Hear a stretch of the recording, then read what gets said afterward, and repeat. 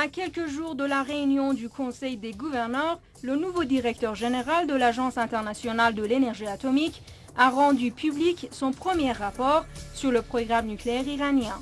Auparavant, son prédécesseur avait réaffirmé dans son 20e rapport la nature civile des activités nucléaires iraniennes.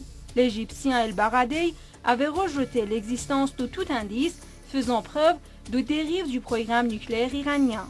Néanmoins, il a répété les positions équivoques de rares pays occidentaux qui peinent à voir la République islamique d'Iran marcher en avant.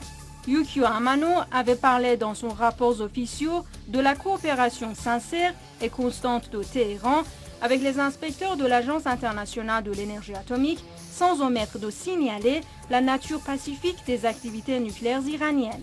Malgré tout, il a introduit dans son rapport des déclarations non fondées au lieu de faire référence aux documents techniques et d'expertise incontournables.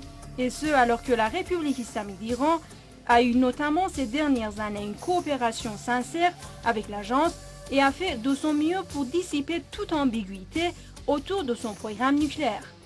L'Iran a tout fait pour manifester une transparence complète. C'est la raison pour laquelle il a informé l'agence de la construction du site nucléaire Fordow un an plus tôt que prévu, démarche qui s'inscrit au-delà des engagements de la République islamique d'Iran envers l'agence.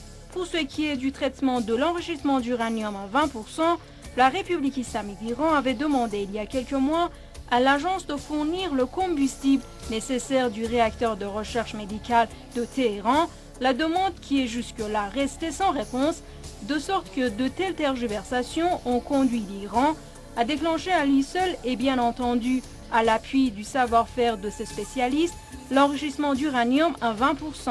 Il en ressort que des doutes qu'a émis M. Amano concernant les activités nucléaires iraniennes puisent ses assises dans les désinformations de l'Occident sur le programme nucléaire iranien. En d'autres termes, un tel rapport a été élaboré dans un climat intoxiqué par l'Occident. Le rapport d'Amano prétend les opposants au progrès et à la grandeur de la République islamique d'Iran vient à l'appui du dérive militaire du programme nucléaire iranien. Ceux-là même qui comptent eux-mêmes parmi de rares détenteurs des arsenaux nucléaires et apportent également leur soutien sans réserve à Israël, qui est le possesseur d'arsenal nucléaire au Moyen-Orient. De toute façon, l'agence est pour le moment sur la même longueur d'onde que l'Occident face à l'Iran, ce qui pourra à coup sûr porter préjudice au prestige d'une organisation internationale qui est l'AIEA en tant que seule instance compétente à superviser les activités nucléaires des pays du monde.